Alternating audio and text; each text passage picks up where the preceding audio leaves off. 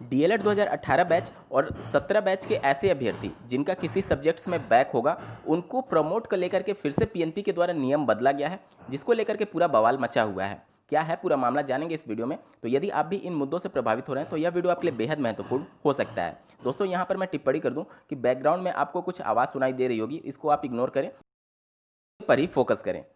यहाँ पर मैं बता दूं कि पहले पीएनपी के द्वारा यह सूचना दिया गया था डीएलएड के रिप्रेजेंटेटिव्स के द्वारा, जब शासनादेश जारी हुआ तो उसमें बैक पेपर अभ्यर्थी जो कि 17 बैच से संबंधित थे उसके बारे में कोई भी टिप्पणी नहीं की गई थी। हालांकि डीएलएड 2018 बैच के बारे में ये बातें जरूर कही गई थी कि जिनका प्रथम सेमेस्टर और द्वितीय सेमेस्टर में सभी सब्जेक्ट्स में वो पास होंगे तभी उनको प्रमोट किया जाएगा। इससे स्पष्ट हो गया था कि जिनका बैक लगा होगा उनको प्रमोट नहीं किया जाएगा। ठीक है, उसके बाद से इसका भारी विरोध हुआ पीएनपी कार्यालय पर डीएलएड के रिप्रेजेंटेटिव्स द्वारा। उसके बाद से कुछ रिप्रेजेंटेटिव्स को पीएनपी द्वारा यह आश्वासन दिया गया कि जो भी बैक पेपर से संबंधित है डीएलएड 2018 बैच के अभ्यर्थी, उनको चतुर्थ सेमेस्टर की परीक्षा में तो शामिल किया जाएगा, लेकिन उनको बैक पेपर देना होगा। ये भी अभ्यर्थियों को मंजूर था, क्योंकि इससे उनका कुछ खास प्रभाव नहीं पड़ रहा था और उनका नुकसान नहीं हो रहा था। और इसी से संबंधित एक आर्टिकल भी न्यूज़पेपर में पब्लिश की गई थी, जो कि आप स्क्रीन पर देख पा रहे हैं।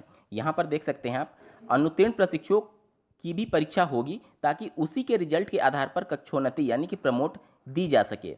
इसमें भी स्पष्ट यही लिखा था कि अभ्यर्थियों के बैक पेपर का आयोजन किया जाएगा और अगर वह उसमें सफल होते हैं तो उनको थर्ड सेमेस्टर में प्रमोट कर दिया जाएगा। लेकिन पीएनपी के सचिव का एक ऑडियो बहुत तेजी से सोशल मीडिया साइट्स पर वायरल हो रहा है, जिसमें उनके द्वारा यह जानकारी दी गई है कि डीएलएड 2018 बैच के ऐसे अभ्यर्थी जिनका प्रथम सेमेस्टर या फिर द्वितीय सेमेस्टर में किसी भी सब्जेक्ट्स में बैक लगा होगा, उनको प्रमोट तो नहीं किया जाएगा, क्योंकि ये शासनादेश में लिखा गया है। अब उनका ये प्रावधान है कि उनको बैक पेपर में शामिल किया जाएगा, जो कि फोर्थ सेमेस्टर और सेकंड सेमेस्टर की परीक्षा के साथ आयोजित किया जाएगा, लेकिन आपको चतुर्थ सेमेस्टर की परीक्षा में शामिल ना करने की बात उन्होंने दोहराई है। इसका मतलब ये हुआ कि जो भी 18 बैच से संबंधित है उनका बैक पेपर होगा। उसके बाद से जब वह बैक पेपर क्लियर करेंगे, जब उनके बैक पेपर का रिजल्ट आ जाएगा, तो फिर से डीएलएड 2019 बैच के साथ जब थर्ड सेमेस्टर की परीक्षा होगी तो उनको उसमें संबंधित शामिल होकर के अपना थर्ड सेमेस्टर क्लियर करना होगा। इसका मतलब आप समझिए, अगर आपका सब्जेक्ट में बैक है, एक सब्जेक्ट या फिर दो सब्जेक्ट में, तो आपको सेमेस्टर बैक की तरह ट्रीट किया जा रहा है। इसी का विरोध करने के लिए आज दिनांक 19 सितंबर 2020 को पीएनपी कार्यालय पर फिर से एक बार धरना प्रदर्शन का आयोजन डीएलएड के रिप्रेजेंटेटिव्स के द्वारा किया गया है।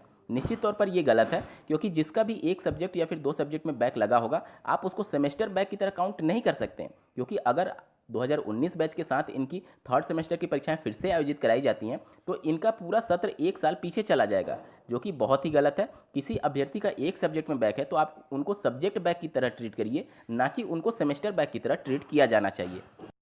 दोस्तों, ये मुद्दा इतना जटिल नहीं था जितना जटिल बनाया जा रहा है। जो प्रस्ताव मैंने दिया था वह सबसे उचित था। जो अभ्यर्थी बैक पेपर में पास होता है उसको थर्ड सेमेस्टर में उसी के आधार पर प्रमोट किया जा सकता है, क्योंकि समस्या तो यही थी कि बैक होने की वजह से उनको प्रमोट नहीं किया जा रहा है। अब जब वो बैक क्लियर कर लेना है तो उनको प्रमोट किया क्यों नहीं किया जा सकता है। तो ये इतना जटिल नहीं था जिसको इतना जटिल बनाया जा रहा है जानबूझ करके, और फोर्थ सेमेस्टर से वंचित करना उनके समानता के अधिकार का हनन हो रहा है।